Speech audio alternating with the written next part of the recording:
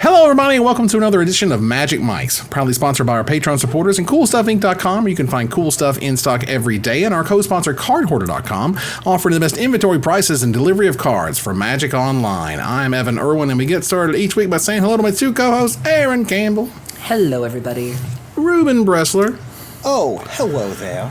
Hello. Much hilarity in yesterday's pre-show / start of show if you're part of our Patreon, which is always fun. I think that enough people asked me to do that as the end of the show. The bit giver stuff. Then I'll do that. Well, we need the bit givers in order to have a bit reading. So it's true. Let's make it happen. All right. Then we kick it off with our first pick in our giveaway. A $50 gift certificate to CoolStuffInc.com is available! !Raffle in the chat. Subscribe first, even with those Bezos bucks, to get 2 chances to win. And don't forget our raid at the end of the show to show support for a member of the community. Enter your suggestions at the end of the show to see who we might raid tonight. Yeah.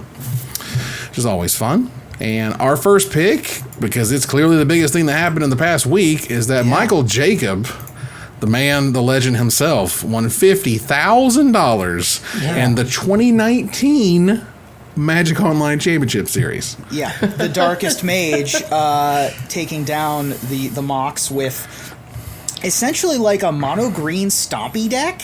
Yeah. Which was kind of great in Pioneer. Oh, neat. And then Heliod, like Creature Toolbox Collected Company combo in Modern. Mm-hmm. Just 2 very well-positioned decks for the metagame. And very Michael Jacob kind of decks, things that put pressure on your opponents but also allow you a lot of leeway to sort of outplay your opponents. Going back to his mono green roots, this is a man who made the national team with Moldervine Cloak, so it takes a special kind of person to cast a Silhana Ledgewalker in a 16-person event. So I couldn't be happier for Michael Jacob, who is probably one of the first 5 Magic streamers in earnest on Twitch. Like was really in that first wave, has been doing it the whole time. I couldn't be happier. Well, you say that those were good deck choices, but one of his deck choices is kind of what got him into trouble. I'm sure we'll talk about it. Well, we'll get to that in just a moment. Michael Jacob himself, I go way back to Michael Jacob to 2008 in Chicago when he won nationals. He was the U.S. national champion. And then later, he was part of the national team to win Worlds in Memphis, where I was also there, which was fun. And to see him go all the way from that to this, I mean, fantastic. Yeah, and to be clear, I do enjoy Michael as well. I think that his is one of those streams that if you want to watch a stream to get better at Magic, his is the stream to do it. There's no loud music. There's no crazy emotes. He's not, talking with chat too much. It's really just about, him, the event, talking through his plays. It's just a really good, no frills, solid stream, and I really enjoy watching him. I've known Michael Jacobs since the old Midwest PTQ days. Oh, yeah. He was one of the stable at RIW Hobbies. Oh, yeah. One of Mark Herberholt and Patrick Chapin's Wonderkins, with a bunch of those other folks up there. He had a couple of the trophies up on that wall. He's just an indelible part of Magic history. And when it comes to, people who are end bosses in the online PTQ scene, you can't make the list without Michael Jacob, and it's a shame that we aren't going to get a Pro Tour equivalent Pro Tour Hall of Fame, because Michael Jacob would certainly be in it. I mean, he's the kind of now that he's got a MOCS, certainly, and he's just a huge piece of Magic culture. Well, they've talked about expanding the Hall of Fame, but I think with everything going on in 2020, it's just kind of on the back burner right now. But I wouldn't be surprised to see them expand it somehow, and likewise, I also wouldn't be surprised to see him, earn a seat to whatever it looks like. Yeah. I mean, in 2010, he made top 4 in Pro Tour Amsterdam. I was also there for that, which was fun. And just basically got to see this guy start from someone who is like a young cocky kid to like a sort of seasoned old professional. Yeah, I mean, he's kind of the dude is who he is. You know what I mean? That's Michael Jacob, and for good or for bad. I think he's great. So congratulations to him, obviously. And then we ran into Oliver too in a situation. Yeah, we randomly took a snipe at Oliver 2 last week on the show. After the show, I pointed it out. I was like, why did we randomly snipe at Oliver 2? And lo and behold, not 3 days later, he stepped in it during the MOCS. Yeah, there was, let's see, how best to explain this? Randy Bueller, I think, succinctly put it in there, where essentially the players, this being Michael Jacob and Oliver 2, had a gentleman's agreement, explicit in chat, that Michael Jacob had infinite life in Game 1. Oliver tried to deck him and failed. The same infinite life combo came up again in Game 3. Oliver honored the agreement initially, but with 2 minutes left on his clock, Oliver attacked for damage and won. Well, it's important to note the reason why, because, and this brought up some discussion about Magic Online and how difficult it is to apparently do loops. And so, Michael could have gone through the motions, but it would have taken a lot of clicks and would have burned a lot of minutes off his clock. And so he basically offered this thing and said, hey, I have the pieces for infinite life. Can we just, act like I have it and keep playing? And Oliver agreed. Oliver thought he had a cryptic command lock with which to deck him, realized he didn't have as much time, and then decided that he was going to go back on that agreement and attack him. And this was not as clear-cut as you would think. There were people on both sides. Some people who thought that they both just shouldn't have been making agreements like this. And it resolved really quickly, too. Like, I think within 15 minutes, they had both sides went to Twitter, told their side of the story, and then Oliver then went back and said, you know what, I don't want this, give it back to him. It was resolved between rounds, and I gotta say, I think that both sides did a good job of damage control. Obviously, Oliver recognized that he made an error in a very heated moment with a lot of money on the line. He found that he theoretically could win in this way. And after the match, after he calmed down and the feelings sort of settled and the adrenaline went away, he realized, not the way I want to win. Not the way I want to appear. Winning in this way is not the thing to do, and so good on Oliver. This is like the perfect.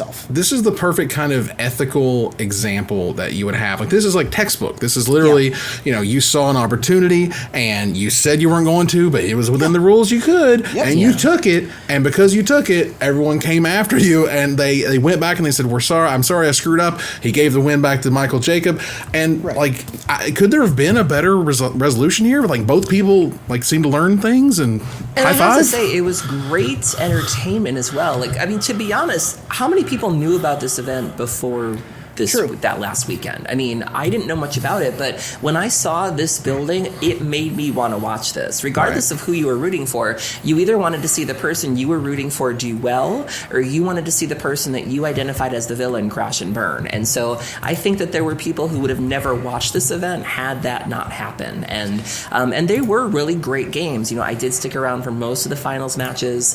The finals with Jabberwocky versus him was just incredible magic.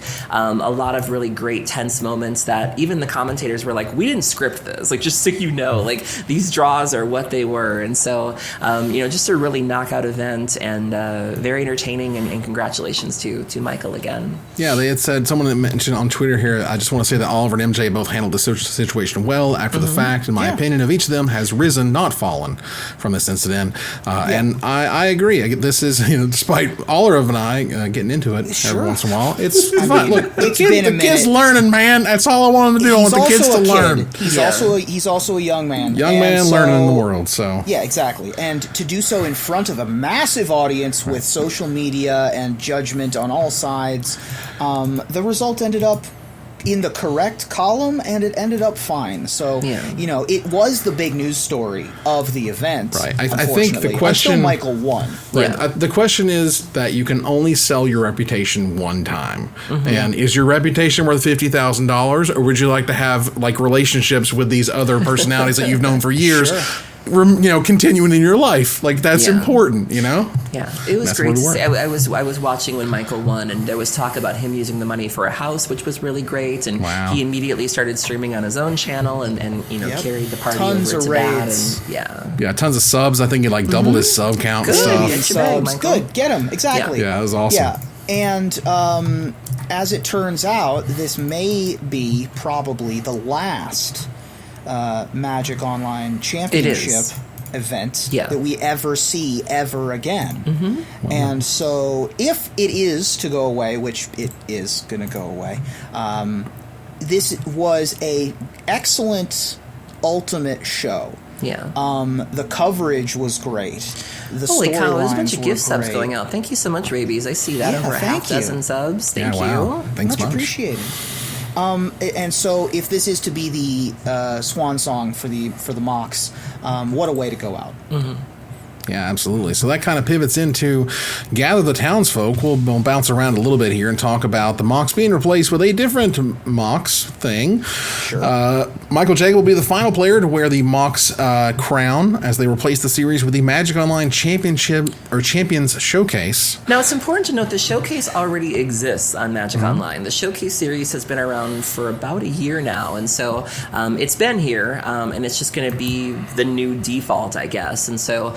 and I've tried qualifying for this myself. And so the way that this works right now is you earn enough qualifier points to get into a showcase qualifier or a showcase challenge. And then the top 8 of that moves on to the showcase qualifier. And then whoever wins that, those people then move on to the big showcase event at the end of the quarter. And so it'll be like having a MOCS multiple times a year, which is nice. But yeah, the system's already in place. I find it pretty easy to grok myself. I've seen posts about how the arena system works, and I still don't entirely get it. But this seems pretty doable, pretty clear cut. You can qualify through all sorts of formats, and I wasn't surprised to see this become the new normal. Yeah, this was where they took the $250,000 event, and instead, if they busted into three $70,000 events, a little bit less money, but again, you also get kind of like those peaks and valleys faster instead of just once a year. Obviously, the MOCS was tough to schedule and make all that stuff happen. So, yeah, this is well done in terms of way to kind of ease into something else. And especially in our new normal of everything's online right now. So being able to switch away from a yearly extravaganza into a sort of quarterly or 3 times a year system makes a lot more sense. Right. As of today, the Commander Legend stuff arrives on Magic Online. So, no. Is that not correct? It said the 18th. Am I incorrect? Sorry. It wasn't there. Oh, no. It's in today's update. I believe that that it technically isn't available for purchase till tomorrow. It arrives tomorrow, but it's in because it wasn't there when I was online earlier. Oh, so you can't play in the draft leagues or whatever until tomorrow? Not right now. No, yeah. Tomorrow at 10 a.m. I mean, they have enough on their plate right now. Like Magic Online, this latest version is incredibly buggy. They were asking people to uninstall and reinstall, and even then, and delete. I was in a league that I started the other night. I had played 2 rounds. I should be 1-1. It now has me at 1-0 and says that my first game was a draw, like 0-2. All of my game history is gone. I can't go back and watch any of my previous matches, and so last time I looked, before we started recording the show, there were still issues being reported. And I was watching Pikachu. His stream keeps crashing because of Magic Online. And I've heard that a lot of people, a lot of the bots are unable to function right now. They're back up now. They weren't Are before. they back up now? They did. It took them 4 or 5 hours. And that's not unusual. Usually when there's a big update, the bots take a little while to register. Right, because they run on like scripts on what they can see on screen and whatnot. And honestly, it sounds absolutely terrifying to be the programmer at Card Hoarder. And then I'm like, yo dog, all the bots broke and the entire lending program has been destroyed until you fix it. And it's like, no pressure, brah, but fix it in 4 hours, please. Oh my gosh, more gift subs. I'm so happy. Blazing Disciple, thank you so much. Wow, I really appreciate it. Thank you so much. But yeah, I'll take replace the one big event with the small events and move on from there. Let's see. Vintage Cube is ending soon. Yeah, which is people a thing. have been all over the Vintage Cube. Everybody loves the Vintage Cube. I mean, who doesn't love the Vintage Cube? You got to try to draft Storm at least once in your life, okay? You just have to do it. Not a Vintage Cube fan, Aaron? Come on. I can play actual Vintage. That's true. You play actual Vintage. You play the real stuff.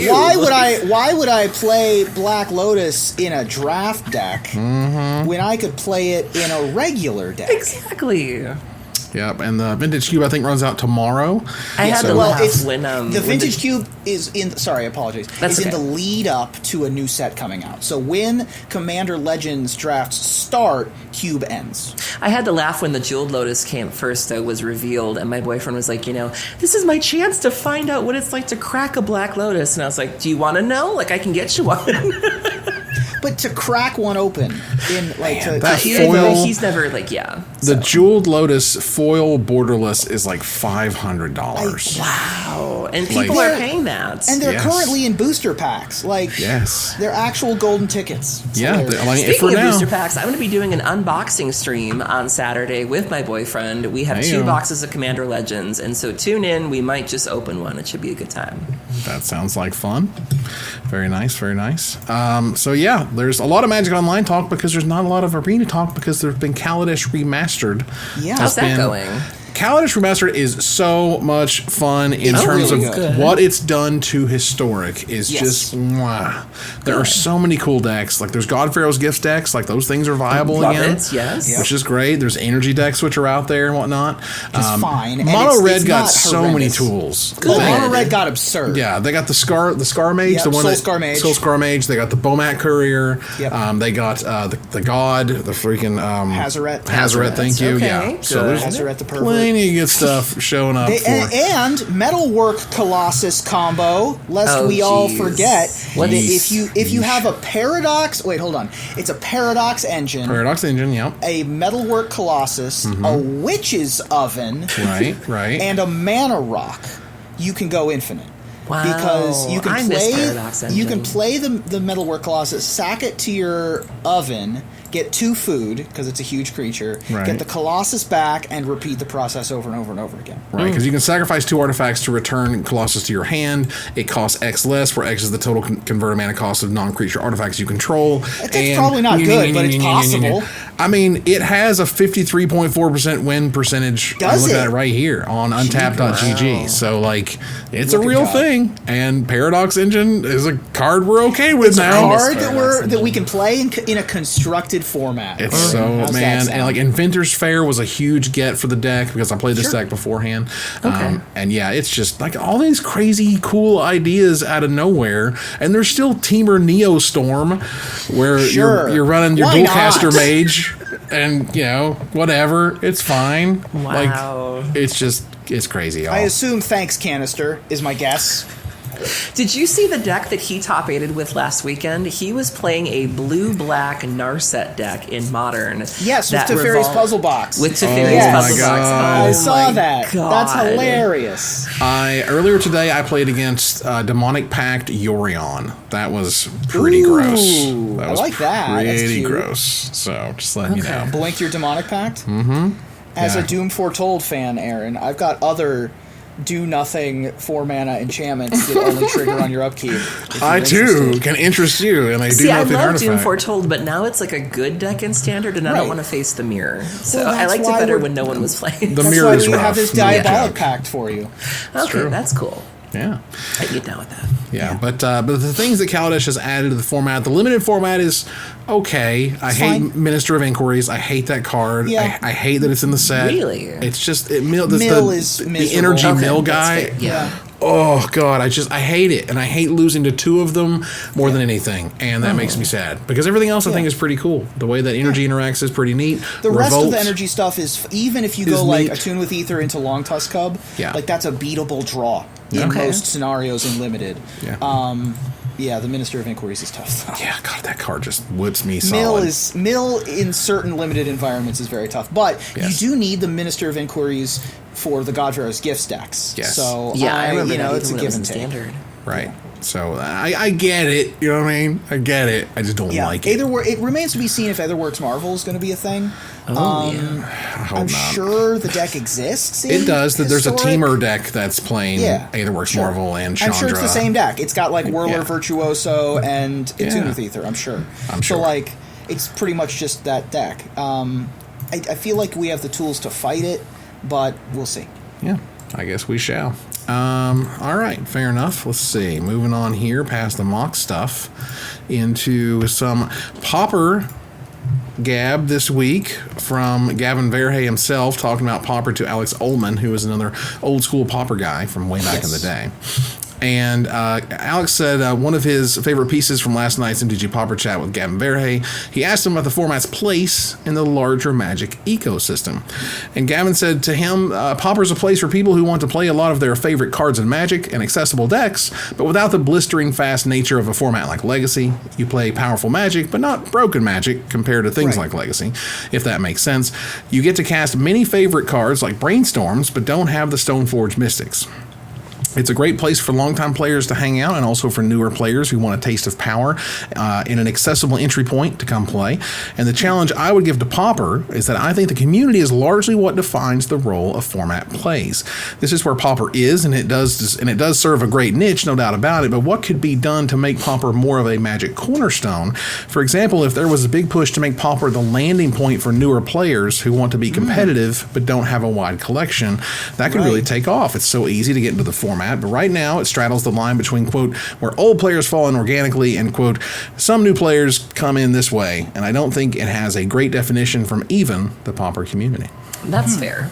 Interesting. The one thing that's always surprised me about Pauper, ironically enough, I found that the format with the most affordable cards is also the most elitist. And that's just my experience. But I found it surprisingly difficult to get into Pauper. Every time I would stream it or every time I would look up resources, I just didn't feel very welcome there. And you know, people tend to think of Legacy or Vintage as being very elitist. And I personally have had a very different reaction where I felt very welcomed into the Legacy and Vintage community, probably because there are so few players that they're just like, yes, come play with us, please. And ironically enough, the format with the deck that cost $25, I ran into just the most snobby elitist, like, oh my God, she's running these cards. She doesn't know what she's doing. And I'm just like, my outfit costs more than your deck. Like, what are you doing? Like, I don't understand. And I don't know. I mean, I've heard a lot of things about the Pauper community. You know, Alex and Kendra have been very vocal about the community having some dark sides to it.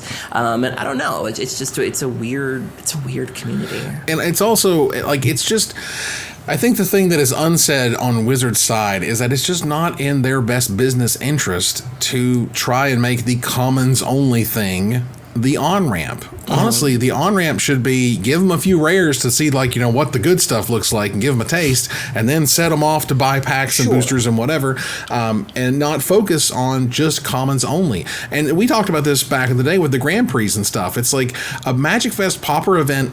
Like, doesn't make sense. Let me tell you, as someone, you know, companies who pay thousands of dollars to vend at those events, you want people to buy mythics and foil whatevers and supplies and stuff that you bring with you, because you're trying to make your money back. And if everyone's just buying like foil commons, that's great. But you know, these $1 buys are not getting it done. The way to do it would be to combine it with a command fest, right? You would run a Pauper Grand Prix with a command fest.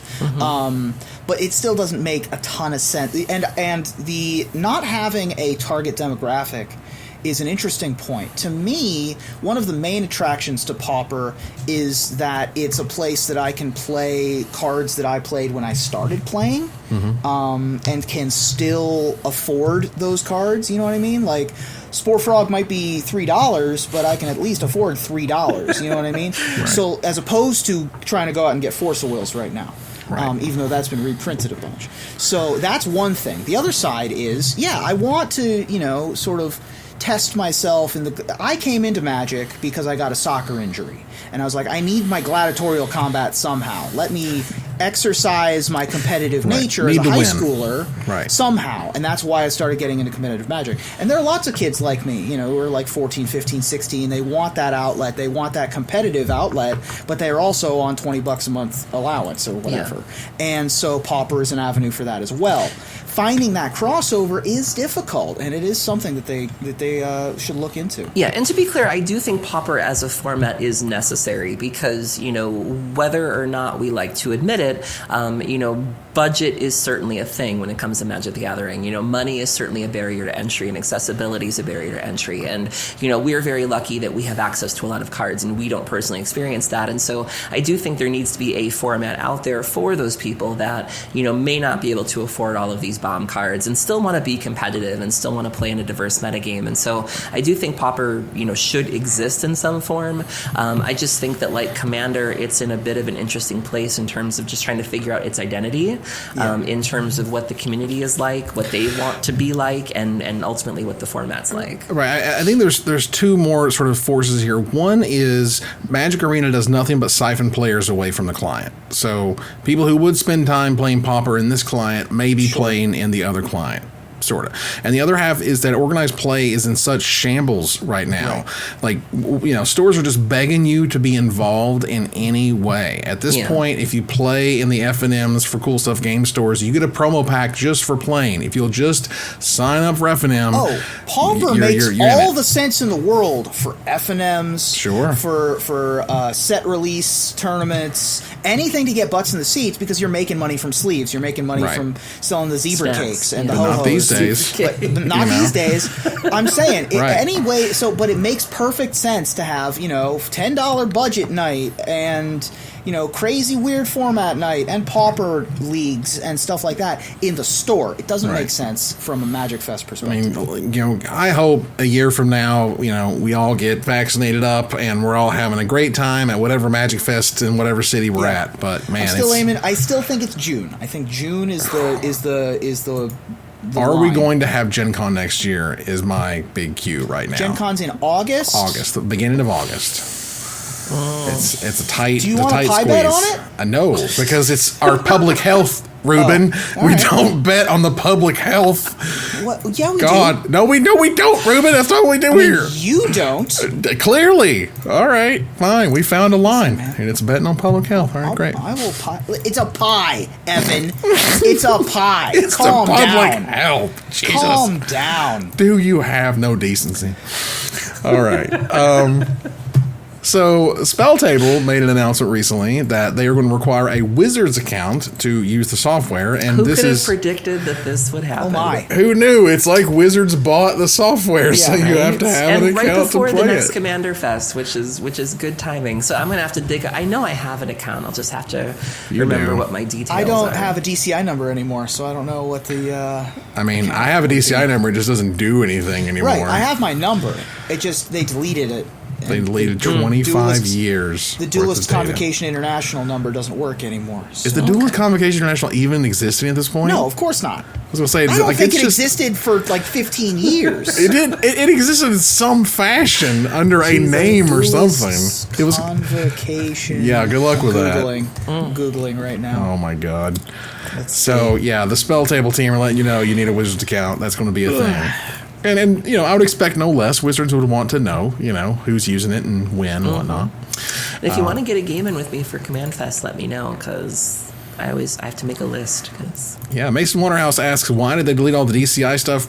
Something legal is my guess. Somebody in legal said, hey, that's a problem, go delete it. And they were like, okay. And then they went and deleted 25 years worth of stuff. Because whatever legal says. Exactly how they sounded too. Happened. Okay, I was just going to delete it. And then they ran off to delete it. And it blew my mind. Okay, let's see here. Gay Pride, hashtag Gay Pride. Let me tell you, Rebecca Gay announces a new Magic card art and art book Kickstarter. We'll put a link here. It's in the show notes. I'll put it in the chat. Now be careful. It has boobies. This is not the safest for work. Nope, there's boobies here. And you shouldn't be shocked if you've seen Rebecca Gay's work outside of Magic. I was a little shocked. Were you really? I didn't know. I mean, I knew that she was our unproblematic fave, but I didn't know that she was Yeah. So she had a goal of $60,000. She's currently at over $90,000 with 31 days to go. So Rebecca's going to be okay. More power to her. From what I recall, and it's been a long time, but one of the reasons that Rebecca left Magic was that they kept saying you can't put the boobies. And she's like, but the boobies. And they're like, you can't put the boobies. I'm like, but they're boobies. And then they said no. And that's really, I don't know if that's true. That's just what I heard at the time. Well, what a way to go, though, you know? Right? Hey, stand up for what you believe in. Free the nipple. Right? It's like Twitch. It's like Twitch terms of service. I mean, there's worse ways to be let go as an artist by Wizards of the Coast. It's a fair point. There has been a non-zero amount of artists who have burnt the bridge right in front of them and said no thank you. But yeah, Rebecca is one of the most... I mean, there's a card called Persecute Artist that is just a Rebecca Gay inside joke. Like... Of course, Rebecca Gay is going to have a great and God bless her, and just one of the most passionate fan bases I've ever seen. Just they love the gay, they do, and it's one of those where I don't know what it took for Wizards to like make that phone call and to have that dinner or whatever it took for them to just bury the hatchet. Weird too, because Wizards has always been pretty progressive in it when they come to who they work with in other capacities. Like, there are a bunch of people who work on D&D that are, former sex workers and Magic who come from weird lots of life, and it's a little surprising that this was like a line in the sand for so long. Well, there was a line in the sexy sand there for a little bit too. They started working with original MTG art, I believe, or original card art, and all those playmats are coming out. And I just love seeing the old school artists still acknowledge and still appreciate Magic, because one of the things that always bothered me was I'll never forget, there was this tabletop book I found. I can't remember what the title was called, and it talked about all of these old artists, and I was really bummed to see so many of them that were like, oh, I was just starting out then and I've moved on, and like almost as if they were too good for Magic. And so I love seeing these artists that we may not have heard from for years and years, but still have a great appreciation for the work that they did, and still recognize what Magic did for them. And so it's great to see the folios again, and it's great to see Rebecca Gay doing her thing, because those are names that I remember and that I'll always think of when I think of Magic. And Ron Spencer.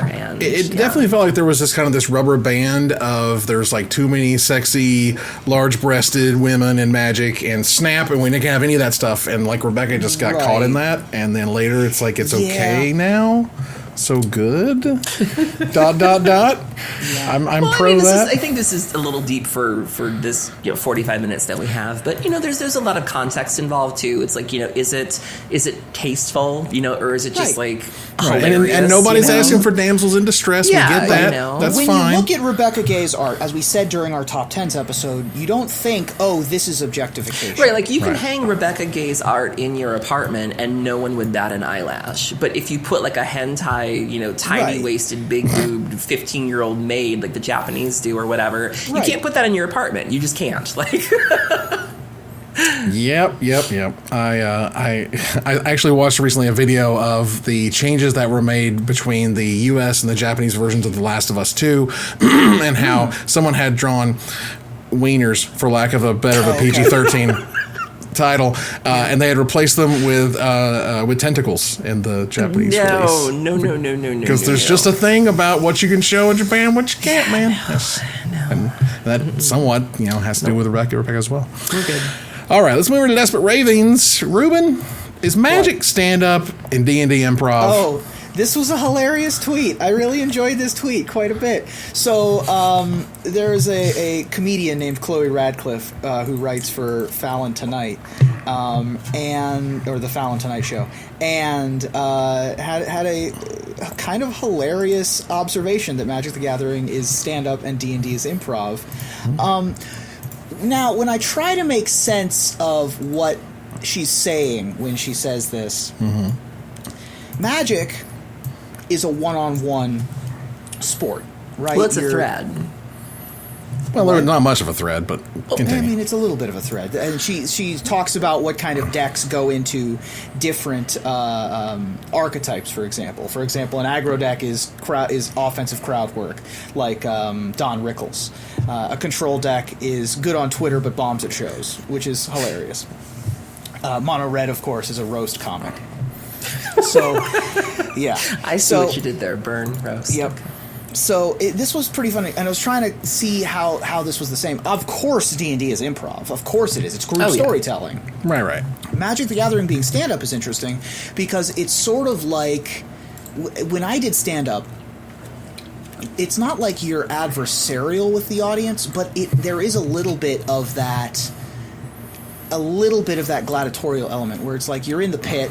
Because you have to gain their trust, right? You gotta make them, get on your side, and I'm telling you a joke, and you're gonna think it's funny, right? Which is why that first laugh is so important when you do stand up. You need to get their attention first. Right. That's why there's nothing worse than a TV that's on in a bar when you're doing stand up because their attention is divided. Right. You have no shot if they're not even paying attention to you. Right. So it's really interesting to see that comparison. Anyway, and this is a woman who writes for Fallon. This is a big a person in one of the biggest writers' rooms in America, and to see that she plays Magic is makes me happy. Awesome. Yeah, that's really great. So just a little bit, it's kind of splash damage, but kind of not. Yeah. But speaking of, we have plenty of it this week if we want to keep going on that. The Game Awards have launched their nominees. You can go vote on them right now at thegameawards.com. Legends of Runeterra was nominated for Best Mobile Game. Obviously, good for them. Arena could not be because we're not on mobile. Because I won that pie bet. Among Us, Best Mobile Game. Among Us also in Best Mobile Game. They actually have their own Twitter account now. Yes. Yeah, I launched just today. Gave a preview of an upcoming map. I believe that Animal Crossing New Horizons is up for Game of the Year. Okay. True. Among other interesting nominees that exist. There are some... It's just a different kind of year. I'm just going to call it that Ghost of Tsushima is just going to sweep a ton of awards. I've heard that Ghost of Tsushima is super Best family, innovation, and accessibility. Yep. Family games. Best debut game. Wow, this is deep. Two of the players on Critical Role are two of the 5 nominees for Best Performance, which I think was funny. Nice. Ashley Johnson in Best of Us 2 and Laura Bailey in I've heard that Last of Us 2 Hades is expected to just win big. Yeah, Hades is really good too. Okay. And they also nominated Fall Guys for a couple of things, which I anticipate that game will do well as well, because that was sort of like the hit of the late summer. And the other thing I wanted to point out here was that one of the nominees for... I'm scrolling down to try and find it. One of the nominees for Streamer, I think, or Entertainer of the Year was J. Ann Lopez. That's what it is. J. Ann Lopez is a streamer who's best known for more accessibility gaming. I think that this was... I forget exactly what her account is, but she was another one of these people at TwitchCon or GlitchCon, that was big on the getting presented and has been making great strides for people of color in streaming, and I just thought it was really great to see her up with these huge names like Valkyrae and Golden Boy and those kind of people. So I thought that was pretty cool. There were like top 5, vote on your top 5 content creators. I hadn't heard of literally any of them. But not even because, literally never even seen a picture. I expected Ninja to be on there. I'd heard of the bald guy because there was a viral clip of him playing Fall Guys, and that was all I knew. Oh, that was that guy. Okay, yeah. And that was fun. That was definitely fun. Right. The Game Awards are coming. I think December 10th is when that happens. So we'll see what happens from there. Yeah, we are probably not going to get a Sir Mix-a-Lot commercial for Arena this time around. Yeah, they're probably not going to know who you are, right? That's where everyone's going to know who you are, maybe, sometimes. Bouncing a little bit here to a different announcement. Atomic Mass Games is taking over the development of Star Wars X-Wing, Star Wars Armada, and Star Wars Legion. And those are all miniature games. From Fantasy Flight to Asmodee's miniature game-focused studio. Now, this is a little concerning in the world of tabletop because Fantasy Flight is very good about communication and letting you know things have been ordered, things are on the water, things have been received at distribution. Here's some promos for the upcoming game. Here's when it's going to come out. And when previous eras of taking things away from Fantasy Flight and giving it to other people have not worked out so well. So it is very concerning for those who like those games. I hope they do well, obviously, because as I understand it, this is just like them moving the pieces around. Like Fantasy Flight is owned by Asmodee, who apparently owns this studio too. So it's just that this group doesn't get it anymore. They moved it over to this other group. And the last time they do something like that, like when, for example, WotC licensed all the Dungeons & Dragons board games off to WizKids. And in about 3 years, there's not a whole lot of Dungeons & Dragons board games anymore. So when you move stuff around, it doesn't always work out that way. So fingers crossed. I hope it goes well. But WizKids did come out with a new Theros line of minis, though. They did? Yeah, which looked pretty cool. I mean, they came alongside the D&D books, and that's been a very good strategy so far. They came out with the Frosthaven or Frostwind stuff, I think it was. Icewind Dale stuff. Miniatures came out alongside the last book. It went very, very well. So high five there. Okay, let's see here. What is Team Chaser? I can't even remember. So the Chengdu Hunters, which appears to be an esports team of some caliber, just recently announced a new team of theirs that they are calling Team Chaser. Now, Trans Twitter had a field day with this one because for those who don't know, a chaser is a term for somebody who has a thing for trans people and specifically dates trans people, and is usually very aggressive and very creepy about it. And so it was one of those inside jokes where and they're very proud of this, and they're like, we'd like to introduce ourselves. We are the Chasers, and the rest of us are just like, who's going to tell them? And this is just this is just a lost in translation situation. I mean, this is like that time the library got the Get Brain campaign, and someone had to go and be like, "Hey, bro, I'm sorry." So if you just look at the quote tweets from this, it's just everybody going, "Who's good? No, don't say it. Don't. Who's going to tell them? Who's going to let them know?" I mean, at least it's on their jerseys and we know. So they're Chasers. It's right there in front of God and everybody. That's how that works.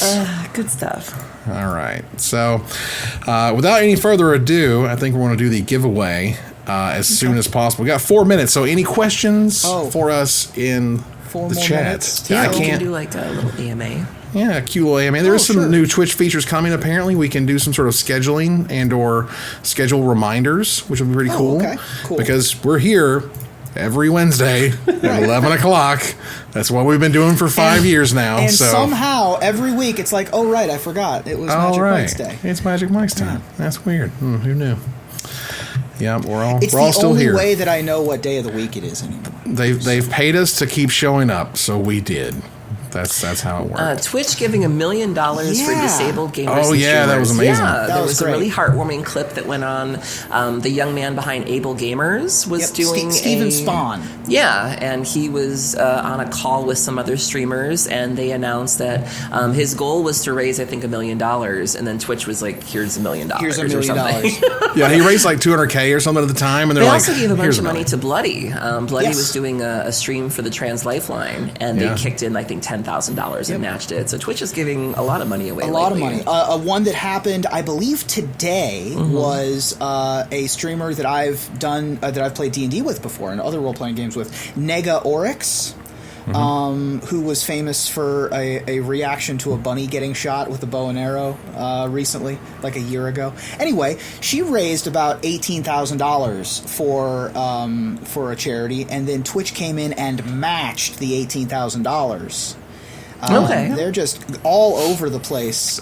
You know what they're doing? This is what you call an apology tour. Right. Because they're like, we're really sorry for the DMCA burn down. Which they still haven't cleaned up yet. That battle is still raging, and they have yet to... Again, so you got strikes and gutters, you got ups and downs. They're doing some good things while they try to clean up this other mess. Well, but let's acknowledge what it is. Like, you can acknowledge that they're good things, and you can also acknowledge that it's a cover. Like, that they screwed up. Yeah. It's fixing it. It's fine. Okay. But yeah. Someone asked here, when should I sell my Commander Legends collector boxes? Obviously, we're not a financial whatever, and I got no great, I'm Mr. Aurelius Fury over here. But from what I've learned so far is that those collector boxes are very allocated right now. There's not a lot of them in the market. I believe, cool stuff. I think all we got was our pre-orders, and we couldn't open any for singles, stuff like that. And so right now, soon is probably going to be the most expensive they are going to get. Because later, come January, it'll fill up again, and then things will kind of move on from there. But the packs themselves, I've watched some pack opening videos of the collector boxes. They're super dope. You get 3 of those foil etched cards in every single pack, which is awesome. You can get double mythic etched cards, which I've seen before, and that's also really sweet. So no doubt about it, it's a pretty exciting experience one way or another. And obviously, Aaron, you'll get to have that yourself come this weekend. What is this pay for affiliate thing that H2O So mentioned? I guess there's a company out there. I'm not really clear as to what they do, but if you subscribe to them, I think they're like a streaming service or a music service. They're like music licensing. Right. And so if you subscribe to them, you just automatically become affiliate. And an affiliate isn't too difficult to get anyways, but some people we don't have it. Well, no, we do, because it's how you get subs. Yeah. It's the level we have 1. affiliate? Right, but but partner, partner, we don't have partner. is a different one. Yes. Never mind. We're an affiliate. Right. No. So I'm even an affiliate, if that gives you any idea. Just me personally.